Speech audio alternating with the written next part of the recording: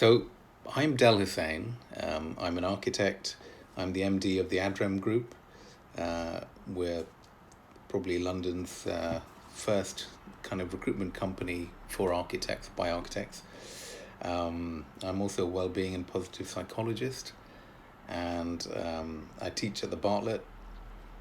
And generally speaking, I also chair a group called Think Hub, and we are a really a leadership well-being organization just made to improve people, develop people, help them build their confidence, help them deal with situations and circumstances. And so one of the things I've found over the COVID period, and I hope you're all in good health before anything else, is I've found that three things occur. Your health really is your wealth, but actually, when you have your health, the only thing at a time like this you think about is your wealth. And that seems to be, I would say, the majority of the conversations I've had outside of COVID. It's all been about, oh my goodness, I'm on furlough. Oh my goodness, business isn't happening the way it used to happen. And I think all of those kind of things make you wonder, what are the best ways to live? What are the best ways to live my life? What are the best ways to think about the future? What are the best ways to lead yourself so you can still enjoy life, but you find yourself being a little bit more, maybe frugal is the right word, but you a little bit more measured in the way you look at life. And after a while, I think you start thinking, actually, your happiness is massively linked to the way you control yourself and you control the way you look at things. So the bedtime read I've picked, and I'd like to thank Alicia for inviting me and Rosie for inviting me on this, is The Richest Man in Babylon. Now, The Richest Man in Babylon is a book I read, I think somebody gave it to me when I was a student. I think it was my dad, actually, and he said, look, you have to manage your finances. Have a read of this. This is made so you can understand it. And actually, many years later, after running companies, businesses, all kinds of things, I still found it to be incredibly valuable and really a good toolbox for the way one can think about their finances and putting it in a way which is easy to consume. And it's kind of ancient wisdom, really. So I think what I've found is that I'm going to read this book, and I've pulled out a few sections rather than reading the whole thing. It would take too long. But I'm reading from the back to begin with to give you a little historical background. Now, Babylon was around 8,000 years ago, and the lessons in this book were discovered on clay tablets, and they were found deep buried in the ground and in the sea. And those tablets were eventually washed down by an archaeologist, and the scriptures translated. And this chap, George Clason, back in 1923, so it's quite a long time ago, he decided to put them into parables, and I found it to be really invaluable. And I think I've bought this book for at least 30 people, 30 friends, whenever they've said anything to me. And as I've been talking with practice leaders, partners and directors, and just individual friends or architects and designers, and we get talking about finance, I'll give them one of these books. So here I go. In the pages of history, there lives no city more glamorous than Babylon.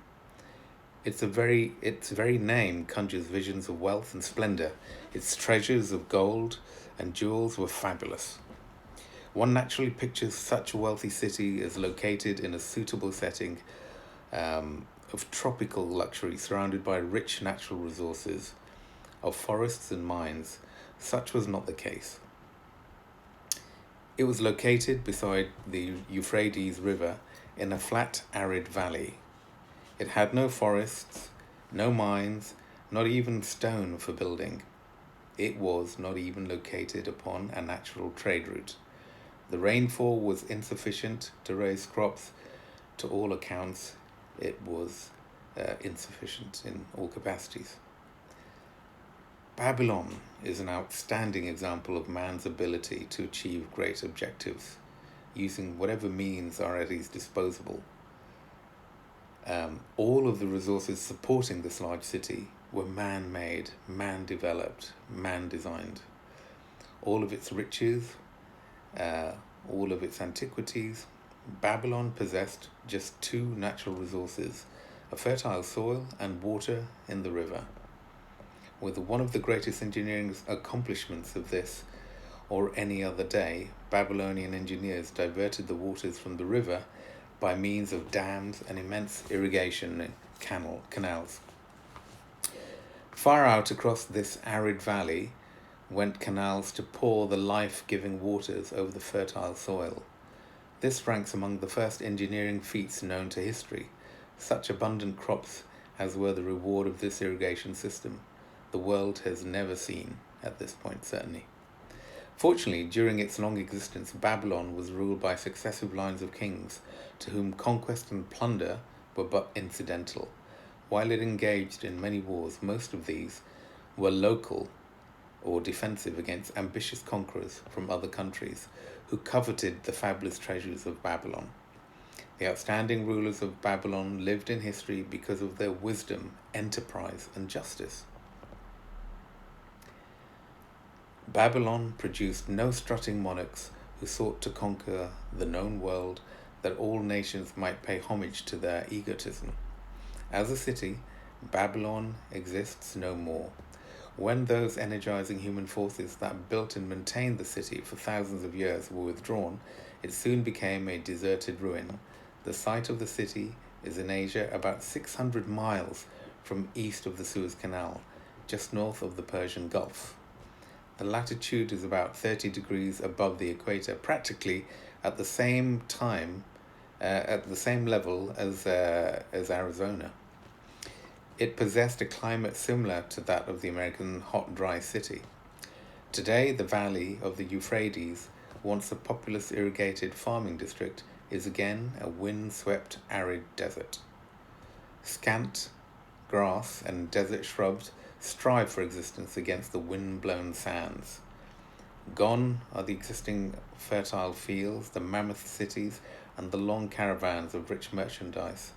Nomadic bands of Arabs, securing a scant living by tending small herds, are the only inhabitants.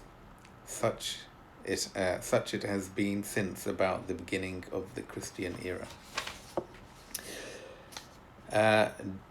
Dotting the valley are earthen hills. For centuries they were considered by travellers to be nothing else. The attention of archaeologists were finally attracted to them because of broken pieces of pottery and brick washed down by the occasional rainstorm. Expeditions financed by European and American museums were sent here to excavate and see what could be found. Picks and shovels soon proved these hills to be the ancient city graves they might well be called. Babylon was one of these. Over it, for something like 20 centuries, the winds had scattered the desert dust. Built originally of brick, all exposed walls, and disintegrated and gone back to earth once more. Such is Babylon, the wealthy city today. A heap of dirt so long abandoned that no living person even knew its name until it was discovered by carefully removing the refuse of centuries from the streets and the fallen wreckage of its noble temples and palaces. Many scientists consider the civilization of Babylon and the many cities in this valley to be the oldest of their kind in the world and the oldest on record. Positive dates have been proved reaching back to in excess of 8,000 years. An interesting fact in this connection is the means used to determine these dates. Uncovered in the ruins of Babylon were descriptions of an eclipse of the sun. Modern astronomers readily computed, bear in mind modern astronomers that time was 1923, had computed the time when such an eclipse visible in Babylon occurred and thus established a known relationship between their calendar and ours.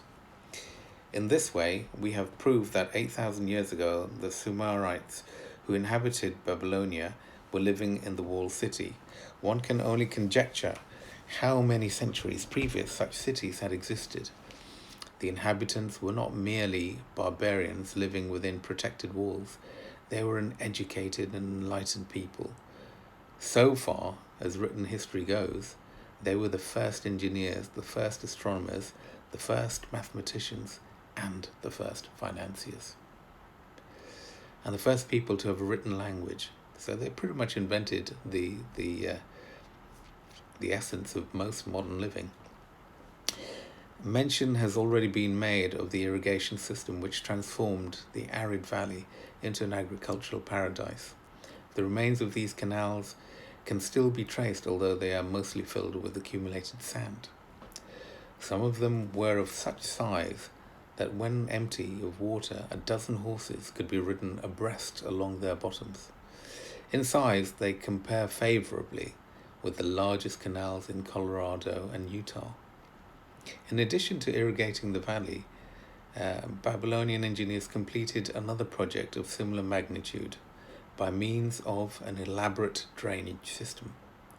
They reclaimed an immense area of swampland at the mouths of the Euphrates and Tigris rivers and put this also under cultivation.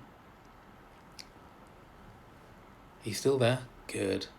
Hi there. Herodotus, the Greek traveller and historian, visited Babylon while it was in its prime and has given us the only known description by an outsider. In his writings, he gives a graphic depiction of the city and some of the unusual customs of its people. He mentions the remarkable fertility of the soil and the bountiful harvest of wheat and barley which they produced. The glory of Babylon has faded, but its wisdom has been preserved for us, and this we are indebted to. In that distant day, the use of paper had not been invented. Instead, they laboriously engraved their writing upon tablets of moist clay. When completed, these were baked and became hard tile. In size, they were about 6 by 8 inches and an inch in thickness. These clay tablets, as they are commonly called, were much used. And they were used as a form of writing the way that we use paper now. Upon them were engraved legends, poetry, history, transcriptions of royal decrees, the laws of the land, titles to property, promissory notes, and even letters, which were dispatched by messengers to distant cities. From these clay tablets, we are permitted an insight into the intimate personal affairs of people. For example, one tablet, evidently from the records of a country storekeeper, relates that upon the given date, a certain named customer bought in a cow and exchanged it for 7 sacks of wheat, 3 being delivered at the time, and the 4th to await the customer's pleasure. I guess that was the early form of credit. One of the outstanding wonders of Babylon were the immense walls surrounding the city. The ancients ranked them with the great pyramids of Egypt. Queen Semiramis is credited with having erected the first walls during the early history of the city. Modern excavators have been unable to find any trace of the original walls, nor is there an exact height known. From mention made by early writers, it is estimated that there were about 50 to 60 feet high faced-up walls, burnt brick, and protected by a deep moat of water. The later and more famous walls were started at about 600 years before the time of Christ by King Nabopolassar. Upon such a gigantic scale did he plan the rebuilding, he did not live to see the end of his finished work. This was left to his son Nebuchadnezzar, whose name is familiar with the biblical texts. So I'm going to jump from here. That's the background, and it gives you an idea of where this came from. So on these tablets were these texts, and these texts have now been animated. So I'm going to jump straight in. Now, I would say this is probably a really good chapter. It's called The 7 Cures for a Lean Purse. I think it's just, a lot of it is brilliantly simple, common sense, and just perfect for the time right now. The glory of Babylon endures. Down through the ages, its reputation comes to us as the richest of cities, its treasures as fabulous. Yet it was not always so. The riches of Babylon were the results of the wisdom of its people. They first had to learn how to become wealthy. When the good king Sargon returned to Babylon after defeating his enemies, the Elamites, he was confronted with a serious situation. The royal chancellor explained it to the king thus: Your Majesty, after many years of great prosperity brought to our people because your Majesty built the great irrigation canals and the mighty temples of the gods, now that these works are completed, the people seem unable to support themselves. Sounds familiar, doesn't it? The laborers are without employment. The merchants have few customers. The farmers are unable to sell their produce. The people have not enough gold to buy food. But where has all the gold gone that we spent for these great improvements? Demanded the king. It's found its way, I fear, responded the chancellor, into the possession of a few very rich men. It filtered through the fingers of most of our people as quickly as the goat's milk goes through the strainer. Now that the stream of gold has ceased to flow, most of our people have nothing to show for their earnings. The king was very thoughtful for some time. Then he asked, Why should so few men be able to acquire all the gold? Because they know how, replied the chancellor. One may not condemn a man for succeeding because he knows how. Neither may one with justice take away from a man what he has fairly earned to give to men of less ability. But why? Demanded the king. Why should not all the people learn how to accumulate gold and therefore become themselves rich and prosperous? Quite possible, Your Excellency, but who can teach them? Certainly not the priests, because they know nothing about making money. Who knows best in all of our city how to become a wealthy chancellor? Asked the king. Thy question answers itself, Your Majesty. Who has amassed the greatest wealth in Babylon? Well, said the king. Well, said the chancellor. The chancellor went, It's Arcad. He is the richest man in Babylon. Okay, replied the king. Bring him forward to me. Let me see him on the morrow. Upon the following day, as the king had decreed, Arcad appeared before him, straight and sprightly, despite his 80 years and 10. Arcad spoke to the king. Is it true thou art the richest man in Babylon? Said the king. So it has been reported, Your Majesty, and no man disputes it. How becamest thou so wealthy? By taking advantage of opportunities available to all citizens of our good city. Thou hadst nothing to start with? Only a great desire for wealth. Besides this nothing. Arcad continued the king. Our city is in a very unhappy state because a few men know how to acquire wealth and therefore monopolize it, while the mass of our citizens lack the knowledge of how to keep any part of their gold.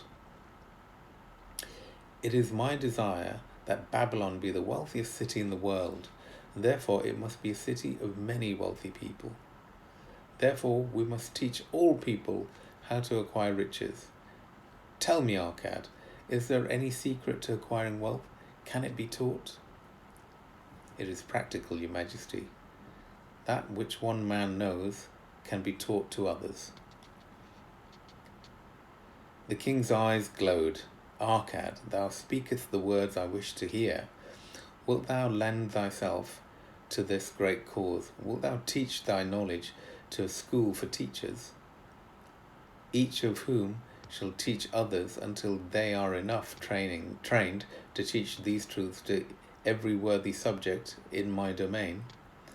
Arkad bowed and said, I am thy humble servant, your majesty. Whatever knowledge I possess will I gladly give for the betterment of my fellow men and the glory of my king. Let your good chancellor arrange for me a class of 100 men, and I will teach of them those 7 cures which did fatten my purse, than which there was none leaner in all of Babylon. I myself was one of those men. A fortnight later, in compliance with the king's command, the chosen 100 assembled in the great hall of the Temple of Learning, seated upon colourful rings in a semicircle. Arkad sat beside a small taboret upon which smoked a sacred lamp, sending forth a strange and pleasing odour. Behold, the richest man in Babylon, whispered a student, nudging his neighbour as Arkad arose. He is but a man even as the rest of us, said another.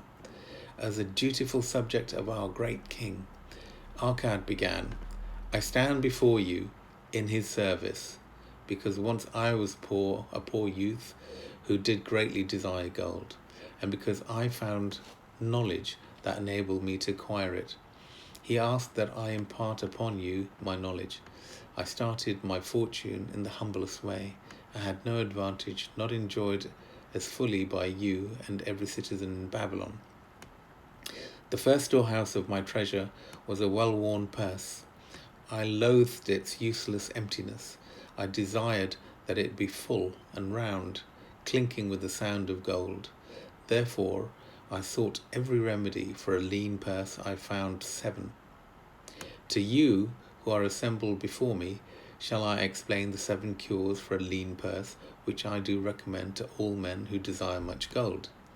Each day for 7 days will I explain to you one of the 7 remedies. Listen attentively to the knowledge that I will impart. Debate it with me, discuss it among yourselves. Learn these lessons thoroughly, that ye may also plant in your own purse the seed of wealth.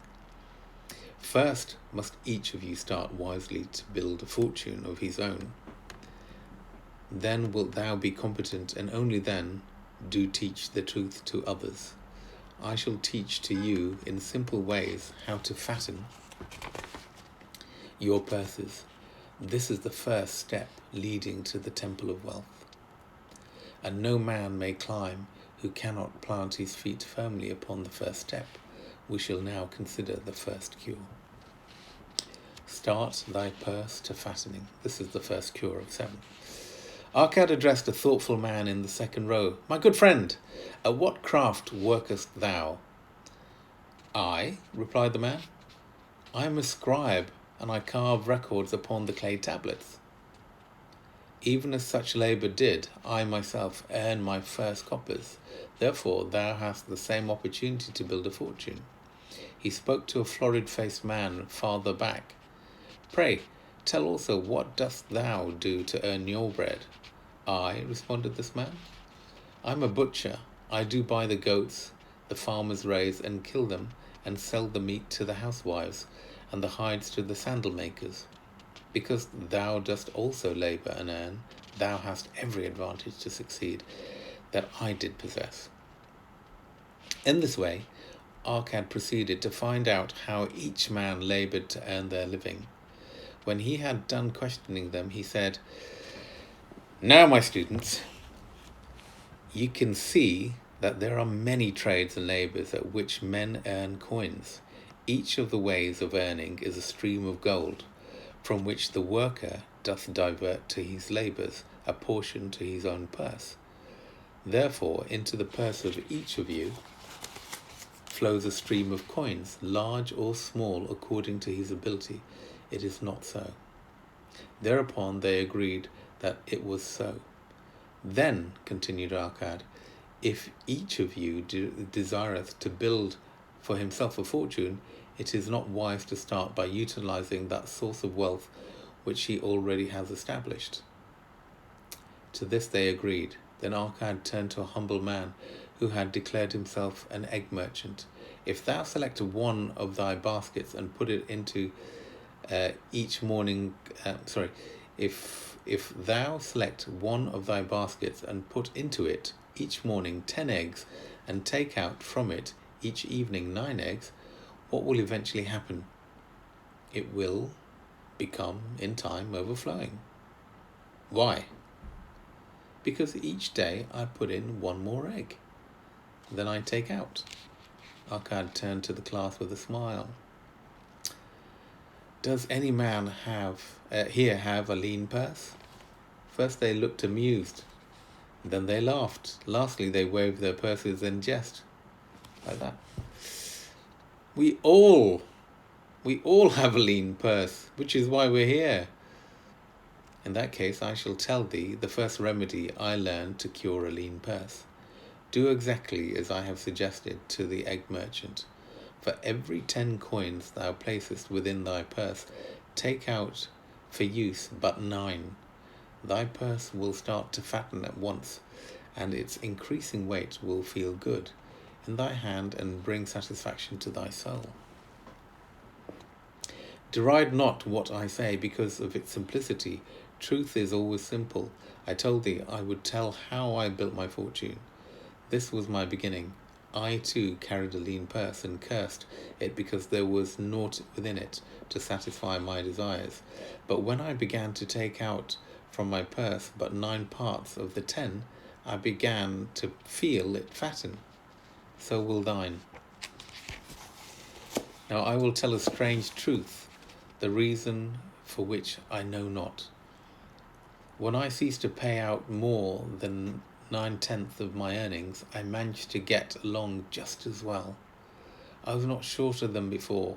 Also, did the coins come to me more easily than before? Surely it is a law of the gods that unto him who keepeth and spendeth not a certain part of all his earnings shall gold come more easily too. Likewise him whose purse is empty does gold avoid. Which desireth thou the most?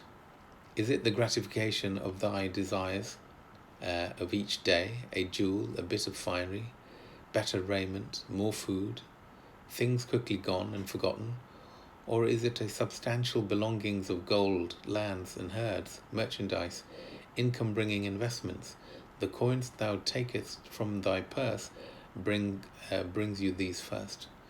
The coins thou leavest within it will bring the latter. So basically, leave a coin in your purse. This, my students, was the first cure I did discover for my lean purse. For each 10 coins I put in, to spend but 9, debate among yourselves. If any man proves it untrue, tell me upon the morrow when we shall meet again. So basically, 1 in 10 keep. The second cure, control thy expenditure.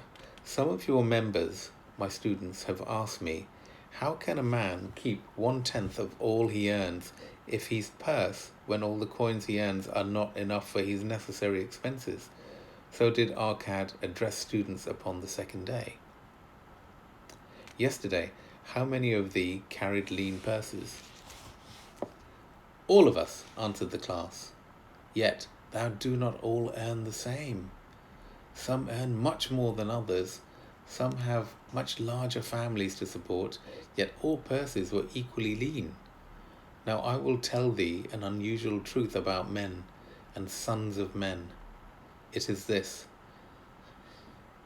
that what each of us calls our necessary expenses will always grow to equal our income, unless we protest to the contrary. Confuse not the necessary expenses with thy desires. Each of you, together with your good families, have more desires than your earnings can gratify. Therefore are thy earnings spent to gratify these desires, insofar as they will go. Still thou retainest many ungratified desires. All men are burdened with more desires than they can gratify. Because of my wealth, thinkest thou I may gratify every desire? 'Tis a false idea. There are limits to my time. There are limits to my strength. There are limits to the distance I may travel. There are limits to what I may eat. There are limits to the zest with which I may enjoy. I say to you that just as weeds grow in a field, whatever the farmers leave space for their roots, even so freely do desires grow in men. Whenever there is a possibility of their being gratified, thy desires are a multitude, and those that thou mayest gratify are but few. So you can only gratify a few desires. Study thoughtfully thy accustomed habits of living.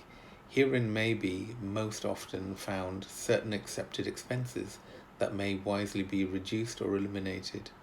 Let thy motto be 100% of appreciated value demanded for each coin spent. In a nutshell, what he's saying there is appreciate everything you spend. If you buy a coffee, savor the coffee. And ask yourself, do I need to buy the coffee? So it's really about appreciating what you do spend on and then spend less. Therefore, engrave upon the clay each thing for which thou desireth to spend. Select those that are necessary and others that are possible through the expenditure of 9/10 of thy income. Cross out the rest and consider them but a part of that great multitude of desires that must go unsatisfied, and regret them not. Budget then thy necessary expenses. Touch not the 1/10 that is fattening thy purse. Let this be the great desire that is being fulfilled. Keep working with thy budget. Keep adjusting it to help thee. Make it thy first assistant in defending thy fattening purse. Hereupon, one of the students wearing a robe of red and gold, rose up and stood and said, I am a free man. I believe that it is my right to enjoy the good things of life. Therefore, I do not rebel against the slavery of a budget which determines just how much I may spend and for what.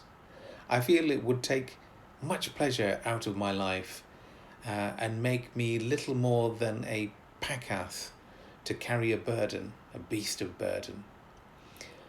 To him Arcad replied, Who, my friend, would determine thy budget? I would make it for myself, responded the protesting one.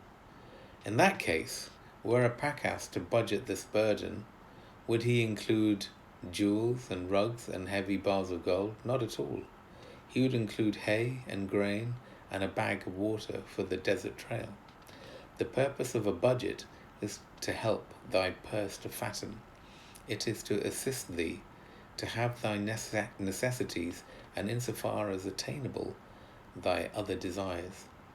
It is to enable thee to realize thy most cherished desires by defending them from thy casual wishes. Hello Bola, hello Anili. Like a bright light in a dark cave, thy budget shows up the leaks from thy purse and enables thee to stop them and control thy expenditure for definite and gratifying purposes. This then is the second cure for a lean purse. In summary, budget thy expenses that thou mayest have coins to pay for thy necessities, to pay for thy enjoyment, and to gratify thy worthwhile desires without spending more than 9/10 of thy earnings. So budgets. So now, so far, we got save 1/10 and budget. Okay, the third cure, make thy gold multiply. We're doing all right. Behold, thy lean purse is fattening. Thou hast disciplined thyself to leave therein 1/10 of all thou earnest. Thou hast controlled thy expenses to protect from thy growing treasure. I'm going to jump a little bit because I think we still have three or four things to go. So I'm going to move on towards the key in this third cure. Okay, so if I jump to the key of this third one, it is the third cure for a lean purse. Put each coin to labouring that it may reproduce its kind even as the flocks of the field, and help bring to thee income, a stream of wealth that shall flow constantly into thy purse. I mean, this one is particularly a good one, actually, and I'm sorry I've jumped over it, but it's just so we can hit the others. It basically is saying, invest in something. Don't take the remainder of your wealth and just eat it.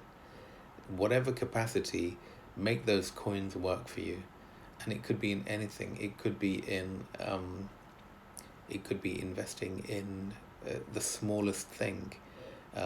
It could be even investing in I don't know, something that you think will increase in value. It could be a picture, that you've tracked because you think is a good artist.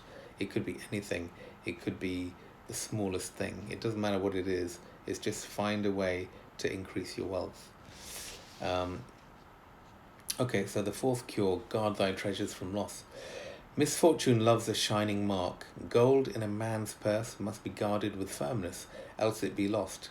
Thus it is wise that we must first secure small amounts and learn to protect them before the gods entrust us with larger. So spoke Arcad upon the fourth day to his class. Every owner of gold is tempted by opportunities, whereby it would seem that he could make large sums by its investment in most plausible projects.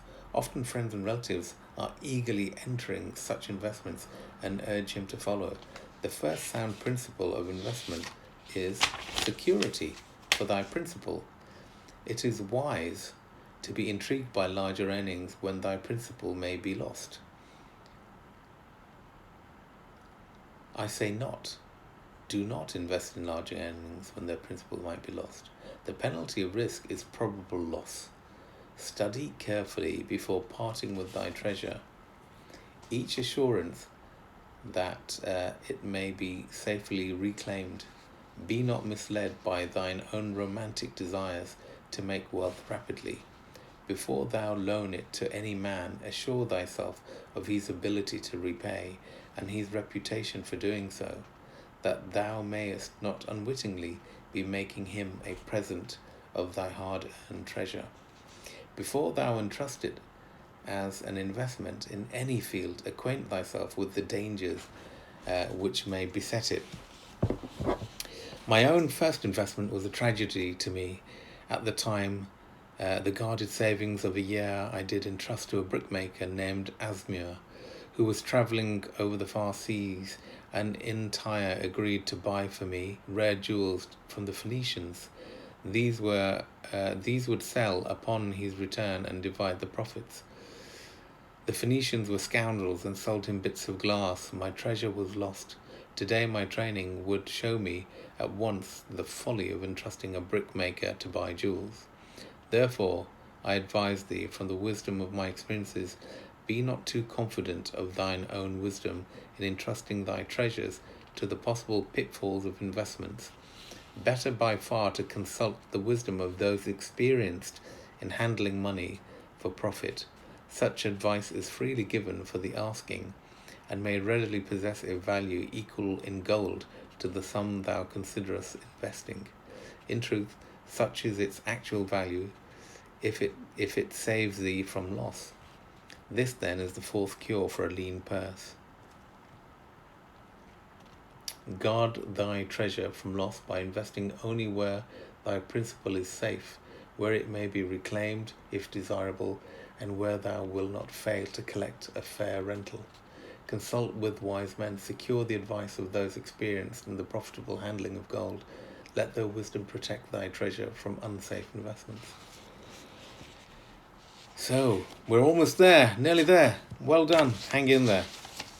Okay, so make of thy dwelling a profitable investment. I'm going to jump in here, and I'm going to go towards the close of this.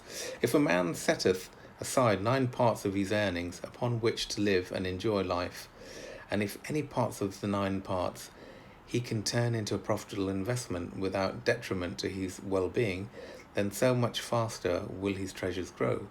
So spake Arcad of his first class at the 5th lesson.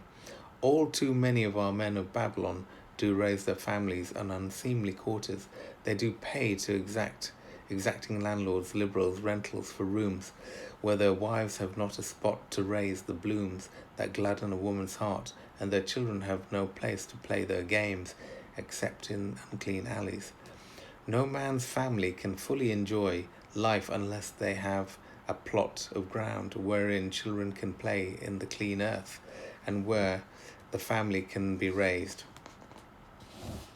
To a man's heart it brings gladness to eat the figs from his trees and the grapes of his own vines, to own his own domicile and to have it a place he is proud to care for, put confidence in his heart and greater effort behind all his endeavours.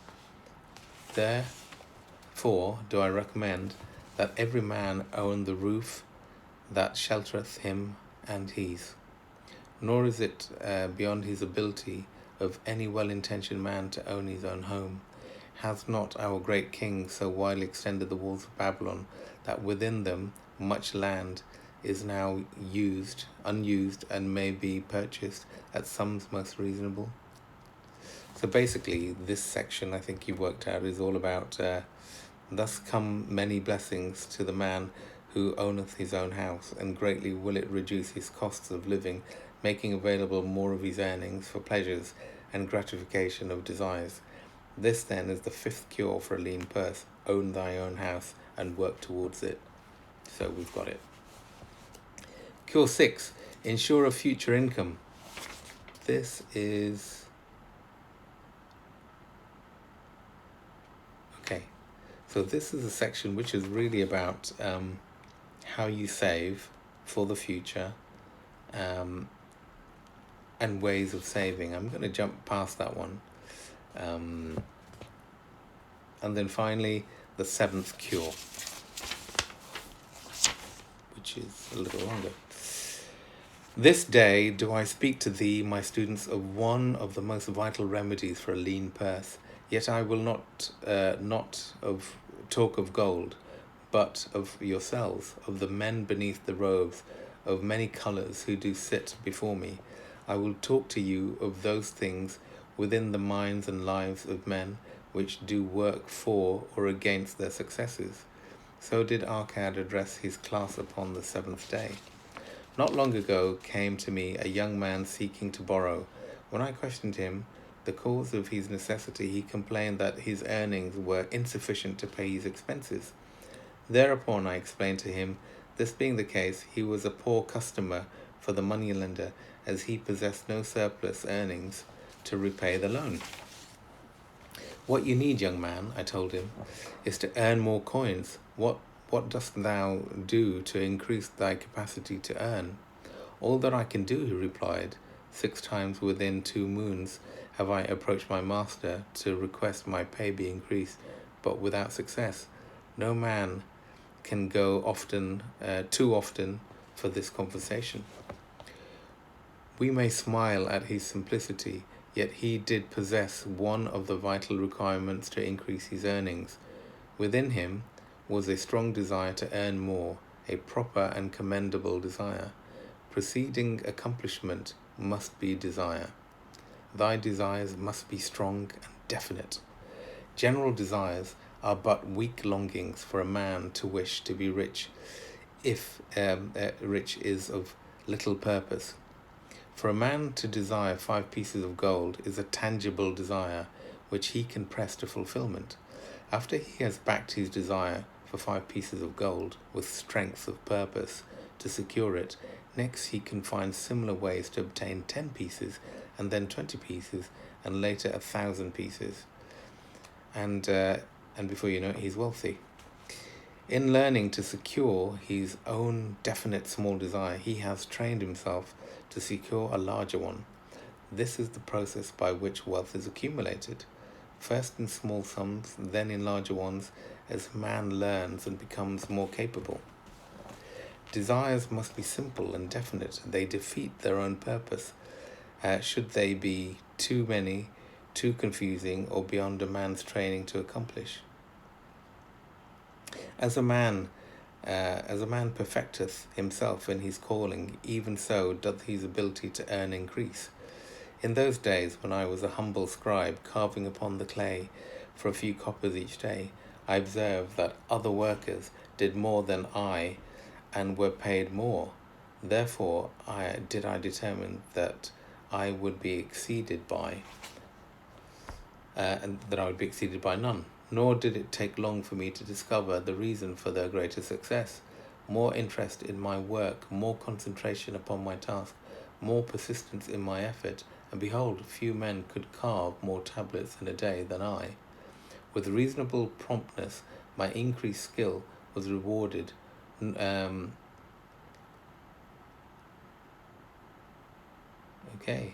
increased skill was rewarded, and it wasn't necessary for me to go to my master 6 times to request additional payment. The more of wisdom we know, the more we may earn. The man who seeks to learn more of his craft shall be richly rewarded. If he is an artisan, he may seek to learn the methods and the tools of those most skillful in the same light. I'm going to jump again. Many things come to make a man's life rich with gainful experiences. Such things as the following a man must do if he respects himself. He must pay his debts with all the promptness within his power, not purchasing that for which he is unable to pay. He must take care of his family, that they may think and speak well of him. He must make a will of record, that in case the gods call him, proper and honourable division of his property be accomplished. He must have compassion upon those who are injured and smitten by misfortune, and aid them with reasonable limits. He must do good deeds of thoughtfulness to those dear to him. Thus the 7th and last remedy for a lean purse is to cultivate thine own powers, to study and become wiser, to become more skillful, to give passion to your act, and to act with self-respect. Thereby shalt thou acquire confidence in thyself to achieve thy careful considered desires. These then are the 7 cures for a lean purse, which out of experience of a long and successful life I do urge for all men who desire wealth. There is more gold in Babylon, my students, than thou dream of. There is an abundance of all. Go thou forth and practice these truths, that thou mayest prosper and grow wealthy as in their right. Go thou forth and teach thy truth, and every honourable subject of his majesty may also share liberally in the ample wealth of our beloved city. Phew, thank you. That was long, and I'm sorry if I did send you to sleep. But thankfully it's called Bedtime Stories. This book is on YouTube, and it is read, and it is free. And actually it is a good read. And I'd highly recommend it, and you can probably hear it all in the space of a few hours, and it's not a bad thing to do on a Saturday afternoon. Thank you to the Architecture Foundation. This has been great fun. And I'd like to thank all of you for staying on. It's been really kind of you. Bengali Shakespeare, Joe Amin, it's lovely to see you. I wish you well. I hope you all have good fortune. I hope a book like this gives you something to grit onto. I began by saying health, wealth, and happiness. I hope your health stays well. I think with a little bit of direction, we can all maintain some level of happiness and hopefully wealth. And with that, I'd like to say good night and thank you. Ciao.